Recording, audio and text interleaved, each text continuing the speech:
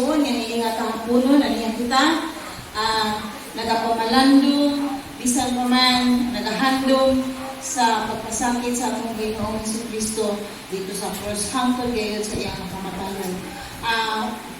The Christian world is celebrating these days. Apan sa hisa kanunay nato nga mahibaluan nga unsa man imong dagway murag Verde Santo. Mura og nahimo na siya nga by word. Pero igsuon unta sa Biyernes Santo, dili na sa Biyernes Santo ang akong dagway tungod kay nasayod ka ng Diyos na itong gialagaran na buhi siya. Buhi siya. Praise God. Salamat mga igsuon. Ako abi-abi ang tanan ng mga musician. Ano ba? All the musicians. Okay. Kay magsugod na tayo sa 2 o'clock.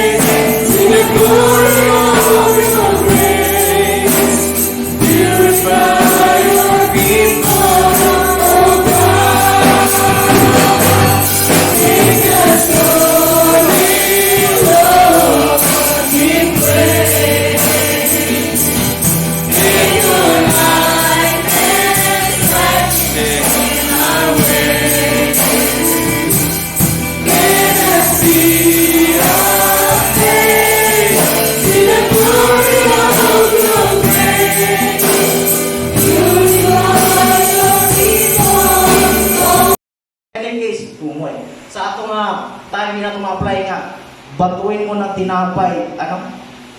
Pag binato ka ng bato, batuhin mo ng tinapay.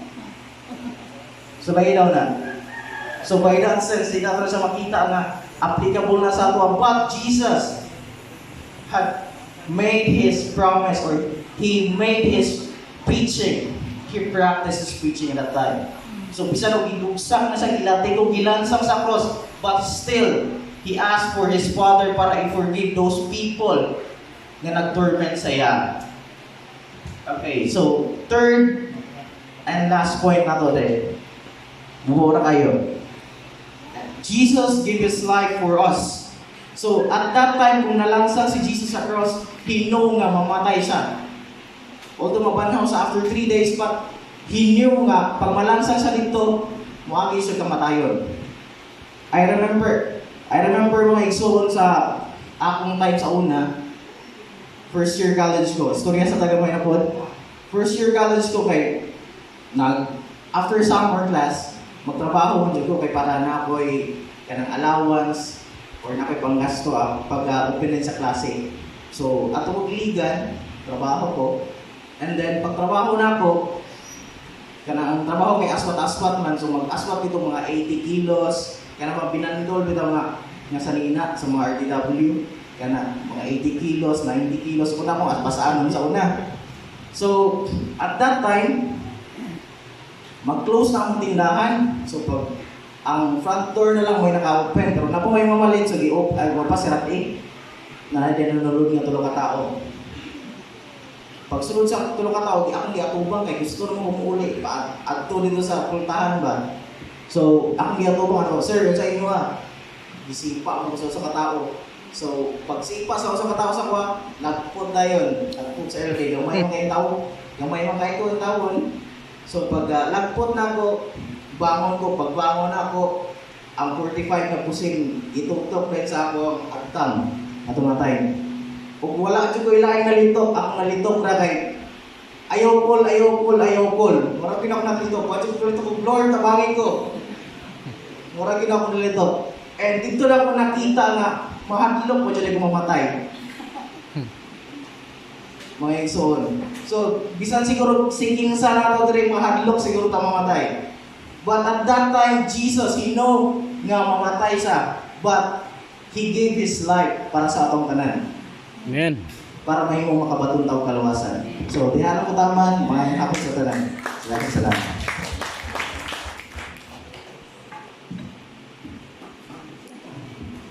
Lord and save yourself. Luwas sa imong kaugalingon.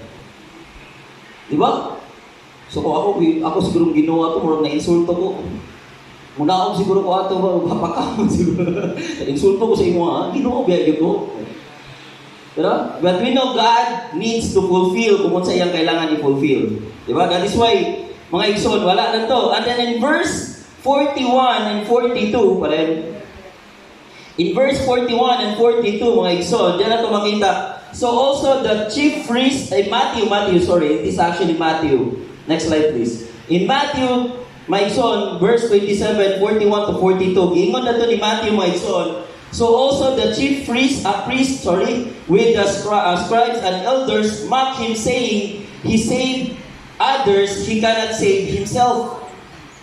So may giingon, gisaysay pa pag-ayon ni Matthew, kato kang liyog ganina, mura to yung gikuan, pero gisaysay pag-ayon ni Matthew, mga igsoon, nga dili lang ang katong isa lang kang criminal, but also the chief priests, the scribes, and the elders also mock Jesus. So dili lang dahil mga igsoon, even ang mga maalamon, nagmock sa tunggoy nga Dios. Nagbiay-biay sa tunggoy nga Dios when He was on the cross. So it's not about the state or the status of life. Mga igsoon, kita mga igsoon, it's not about the status of life, pero dili na ito makita mga igsoon na naagid day. Even the elders or the person nga nakabalo mga igsoon, they even mock Jesus. Next slide please.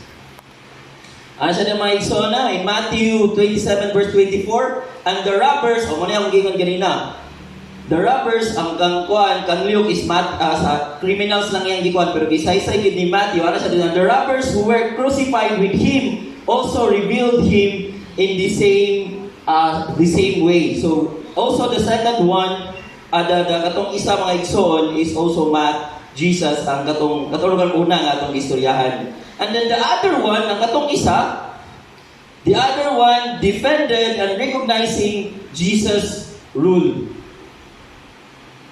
Ang isa nagmock ang Jesus, but ang isa gi-recognize niya, and then he defend Jesus, and then he understand unsa ang rule ni Jesus. Dahil nganong iya to siyang gibuhat. Diba? Unsa may yang giingon mga igsoon, diba? Jesus concluded by giving assurance to the repentant man the eternal life that he wants. That is why nakaingon din siya mga igsoon. Next slide please. Wala din yan. That is why nakaingon din siya mga igsoon. Truly, I say to you today, you will be with me in paradise. Para to siya sa katong isa, the criminal. Anak sa iyang mama or papa mo na siya ang filial devotion. So mga igsuon, si Jesus, kabalumantang nga kanang He is the Son of God, He is the chosen one, nagpakatao siya. At sa iyang pagpakatao mga igsuon, while He is fulfilling the duties of His Heavenly Father, iya pong gina-fulfill iyang duties as a son, nga small s. As a human son ni Mary, gina-fulfill niya. Unsa may pamaagi na gi-fulfill niya ang duties sa Heavenly Father? Katong pagpa-crucify niya sa cross, di ba? And ang iyang duty as an anak ni Mary, mga igsoon, gina-fulfill po niya. That is kanang two duties at the same time. So mga igsuon, sa pag-fulfill ni Jesus, mo to gibiglan niya si John sa iyang inahan.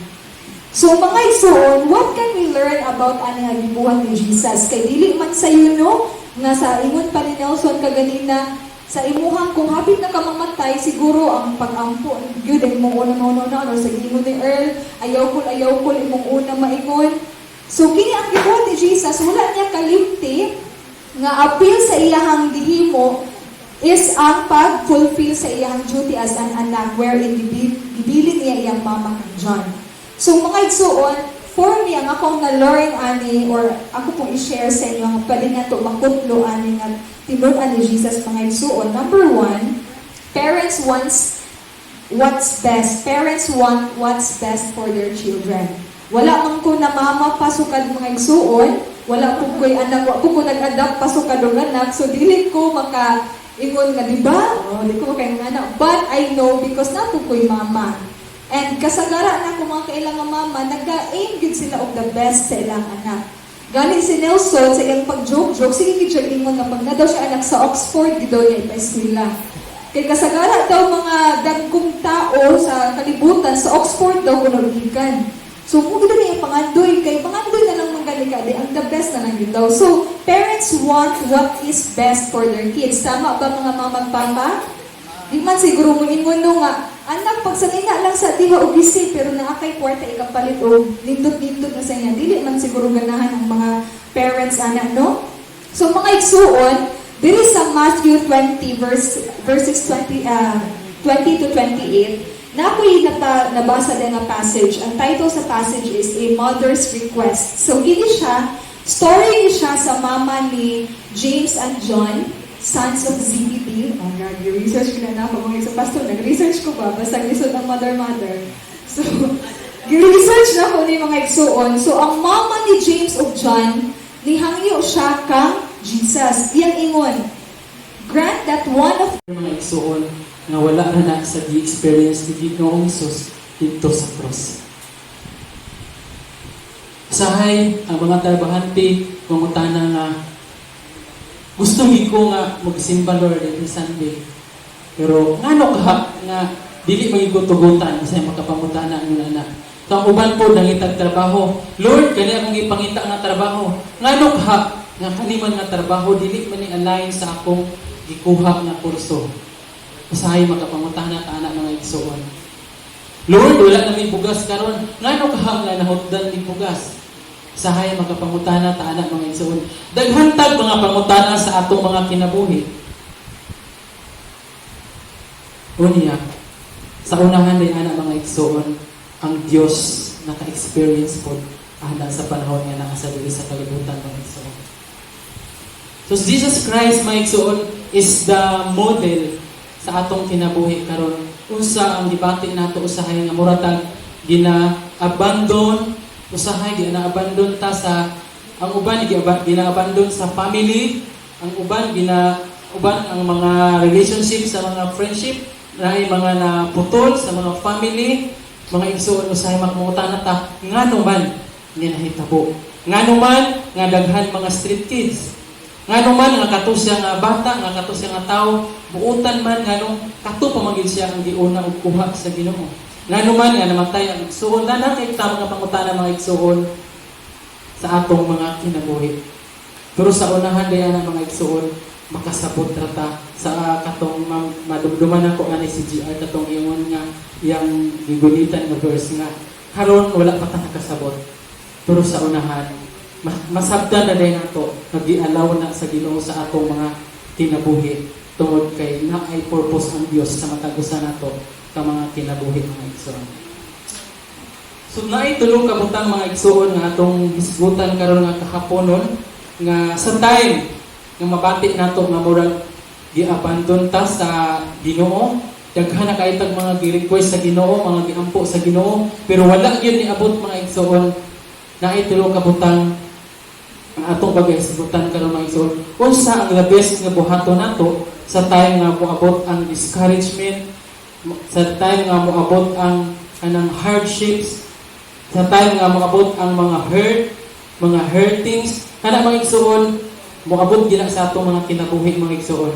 Pero dunay murang ingon nga medicine ana mga igsoon nga para dili ta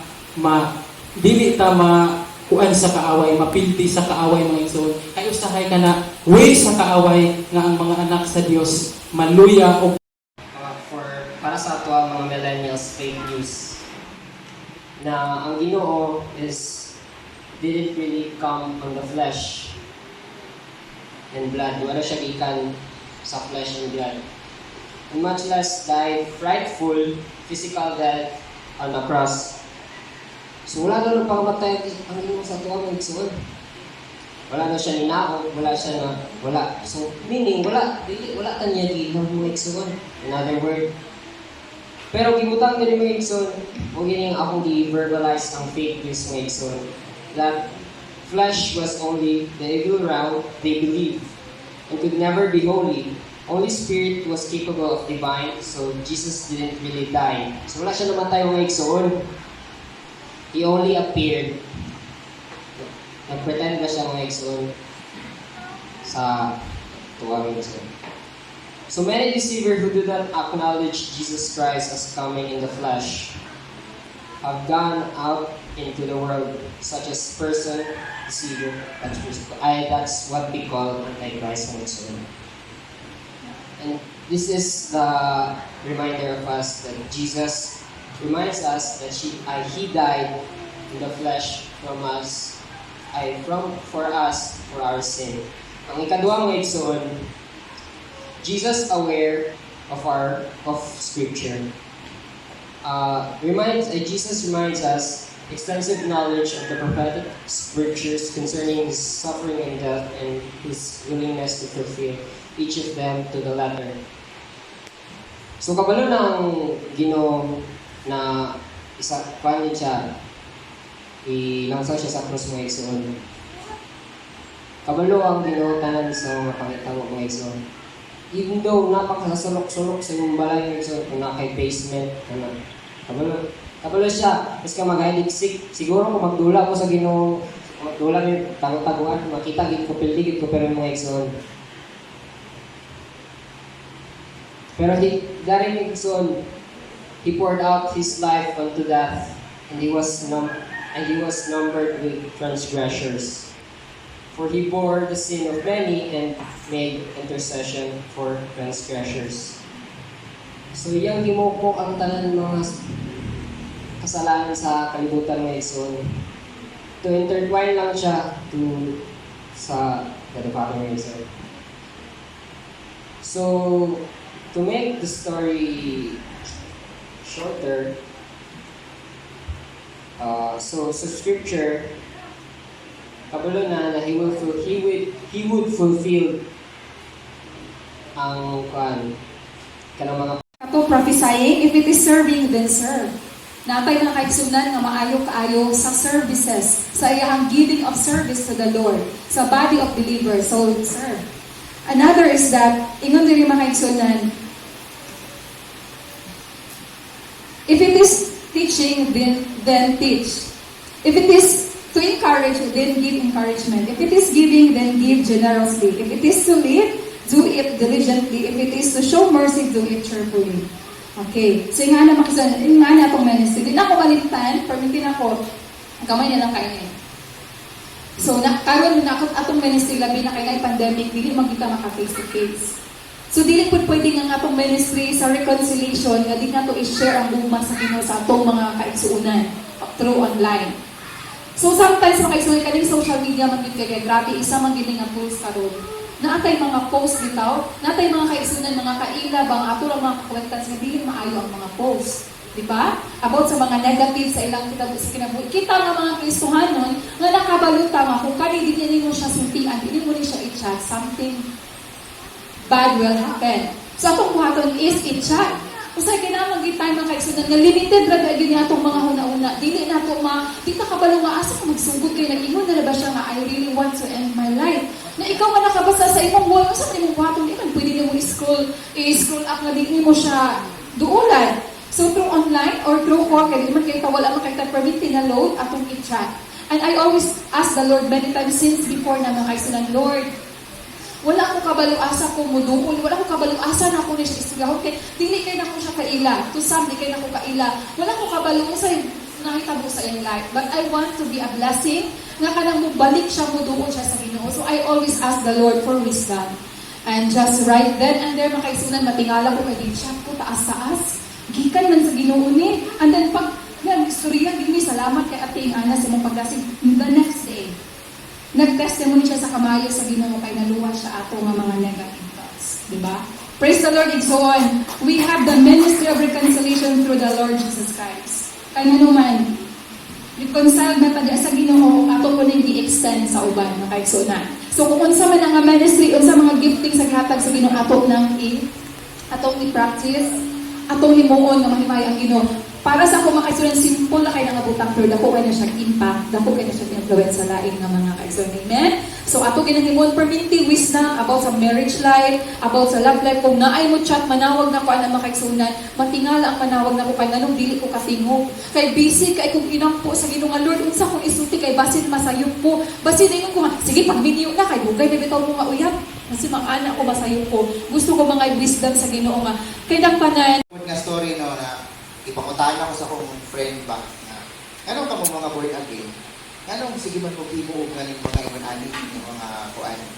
Anong apila man din namatay si Jesus, di ba kaisa lang? Anong kada tuig na gid mo ingon anak? So simple ra pud kay akong tubag nga igsoon. Ignan ako nga, bay, ikaw, ano kapila ka di anak? Kaisa. Pero sa isa ka tuig, i-celebrate ka sa iyong birthday, di ba? Tingnan siya. Of course, birthday ba na? Kinabuhi ba na? So ako siyang i-celebrate. Di ba? Pero, anak ko sa iya, worth it nga ito na i-celebrate because that's life nga gihatag sa Ginoo. Pero mas labaw nga i-celebrate nato ang kinabuhi nga atong nakuha o kaluwasan nga atong nakuha tungod sa iyang gimon sa Ginoo para kanato. Amen. And that's one of the reasons nga no, ato yung ginahimo ni Ginoo ani nga kada tuig na atay 7 last words, no? So, isa na siya sa mga reasons why. And we all know nga the meaning of death ni Jesus is a covering for our sins, it atone our sin. But kung ato siyang kuhaan o pagtulunan nga atong pwede ma-apply sa atong kinabuhi is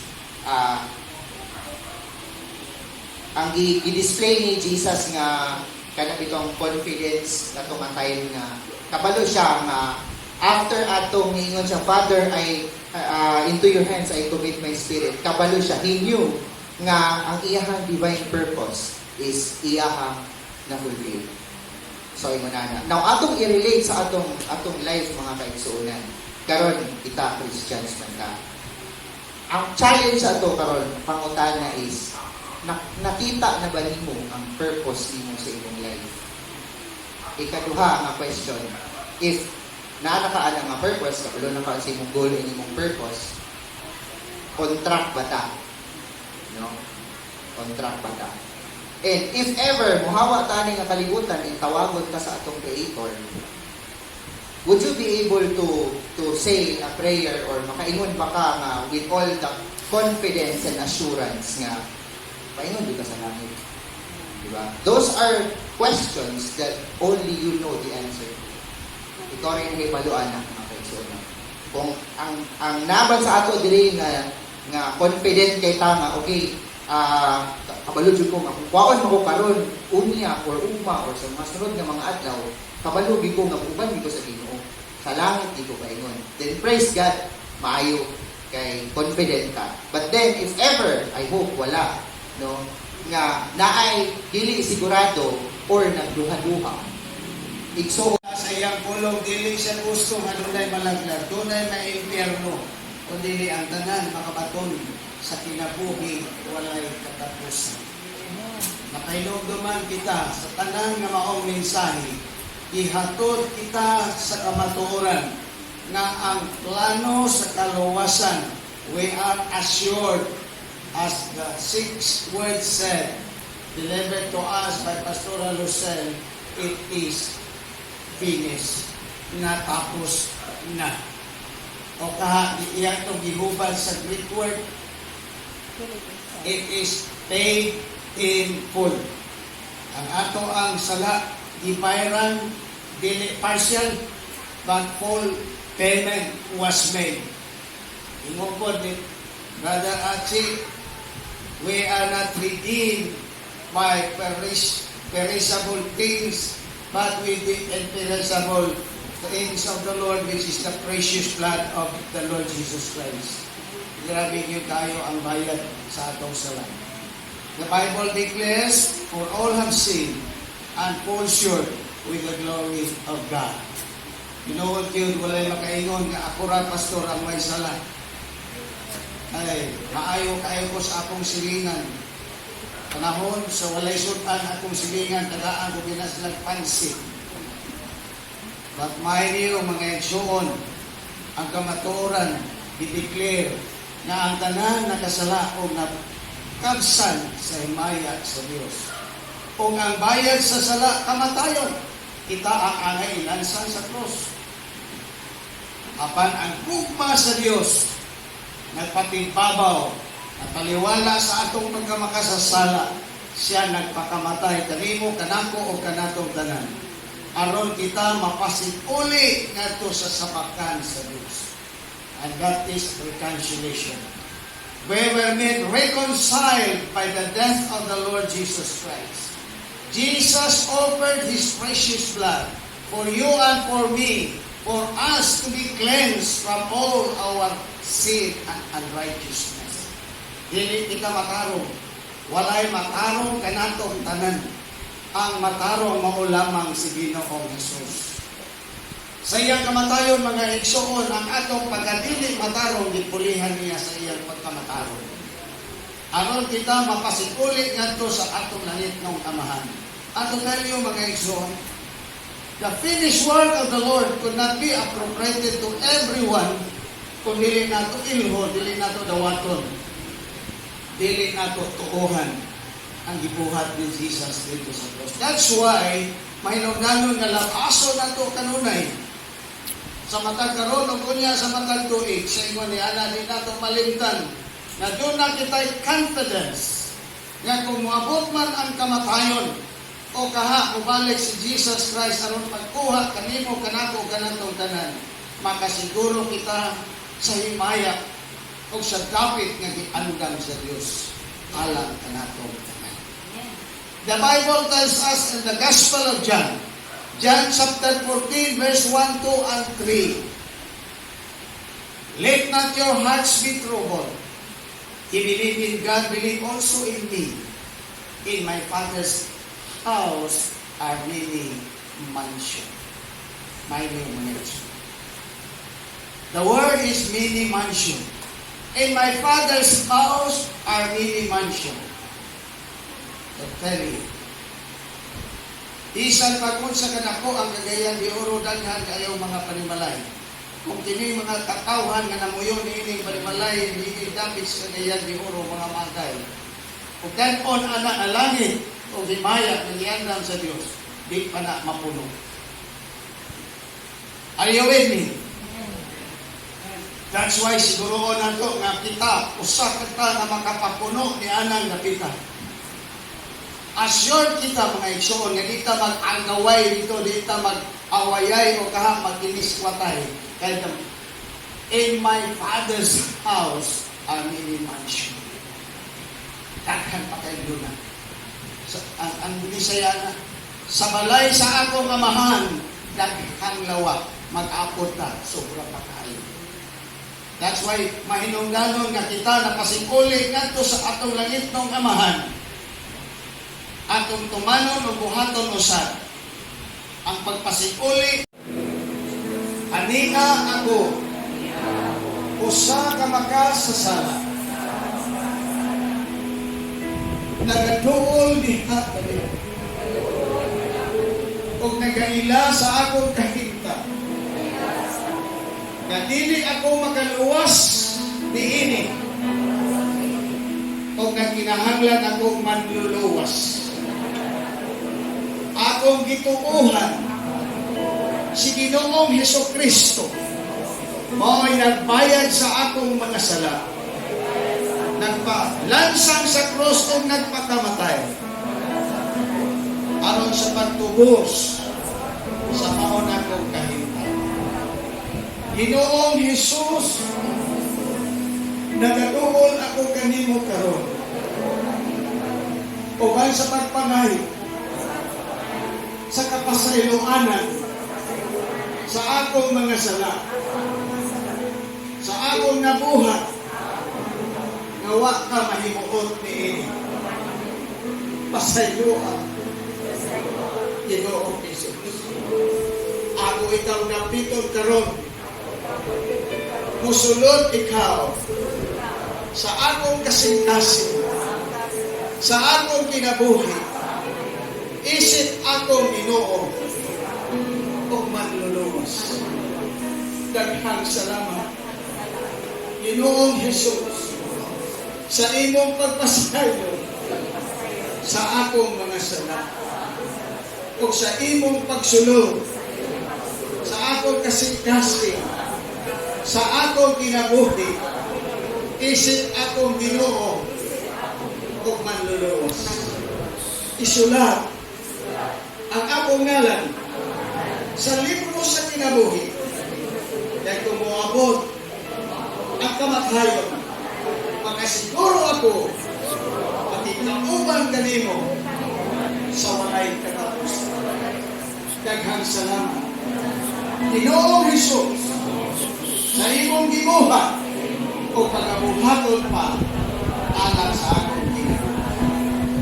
Hindi akong pag-upload uban sa pagpasalamat tungod lamang sa ngalan ni Jesus, tungod lamang sa ngalan ni Jesus, tungod lamang sa ngalan ni Jesus. Everybody said, Amen, Amen, Amen. Dayon ka mo, ihas apityo sa simba pagpasalamat sa Diyos, nanugyan ko kaninyo niya sa usap, ay special ang pinasahig na palahap ko. Kamahanan ng maluloy ko,